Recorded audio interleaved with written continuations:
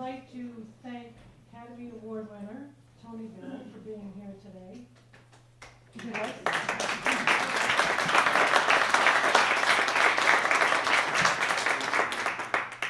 Tony is a friend of the library, and when not living in Los Angeles, he's a summer resident here in Washington, Connecticut.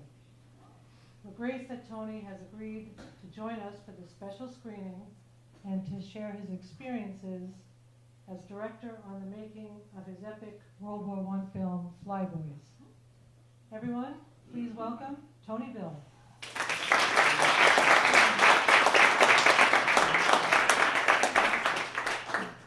Thank you. Can you hear me in the back? Okay? All right. I don't want to take up too much of your time before this movie. And if you want to leave in the middle of it, that's okay too. But I thought I would just kind of give you a little information as to how the movie came to happen and why I happened to be part of it. I got a call one day. I started in the movie business as an actor and then as a producer. I don't know if you know, anybody knows anything about me. So yes, we're your fans. Thank you. But for those who don't, I produced movies for some time, and that was where the Academy Award came from. I produced a movie called The Sting, which got a lot of them. And other movies like Taxi Driver and Going in Style and Hearts of the West.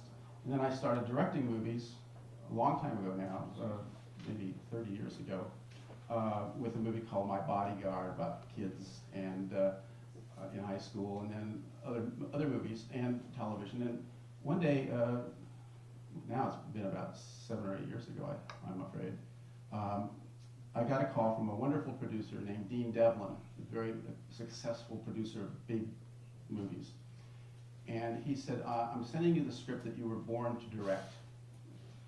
That's because he knew that I'm an aerobatic pilot and have been a pilot since I was 14. And I fly aerobatics, which is figures in the sky, in open cockpit biplanes very often. And as you know already probably, World War I was the birth of the open cockpit biplane. It was actually the birth of the airplane as we know it. The Wright brothers invented an airplane that flew and could be controlled, but it wasn't really the kind of airplane that we know as airplanes today. And so anyway, I said, without reading the script, I said, I'm in.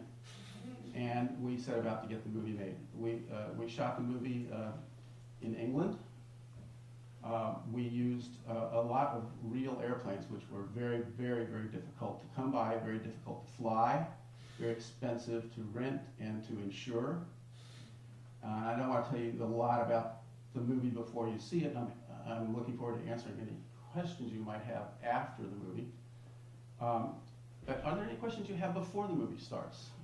Yes? Yes, I think I went online and I think I read that you borrowed a plane from Kermit Weeks. Kermit Weeks, we did borrow two airplanes from. Which ones? I'd like to look for those because I'm a fan of Fantasy of Flight.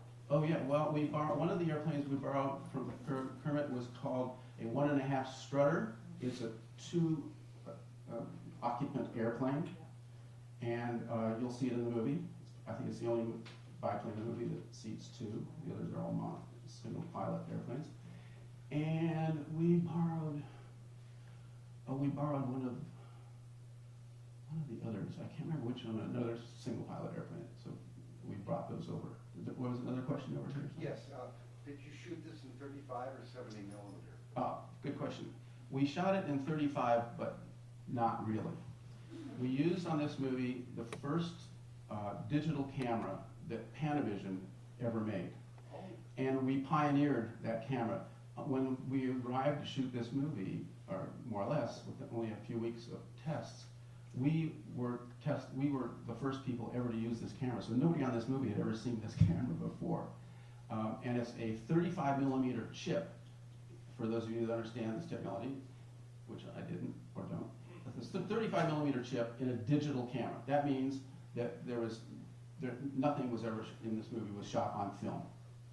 It was then transferred to film, for most theaters, almost none of which anymore show film, as you may or may not know.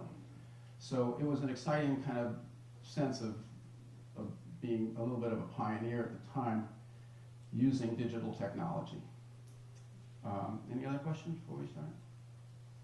Okay, I won't hold you up any further. You might also note that there's an actor in this who people have heard of since, who was an unknown at the time, named James Franco. So this is one of James' first big roles. I'm here with my wife and daughters who put up with me all during those years. I'm wondering, is there anything I'm leaving out, girls, that they should know?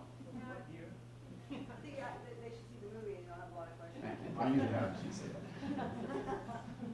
So, and by the way, I really congratulate the museum, and especially I only know really one of the people well, is Chris Zama, who did your exhibit here, which, fancying myself now both a student and a graduate student of World War I, it's a fantastic job that these guys did with their.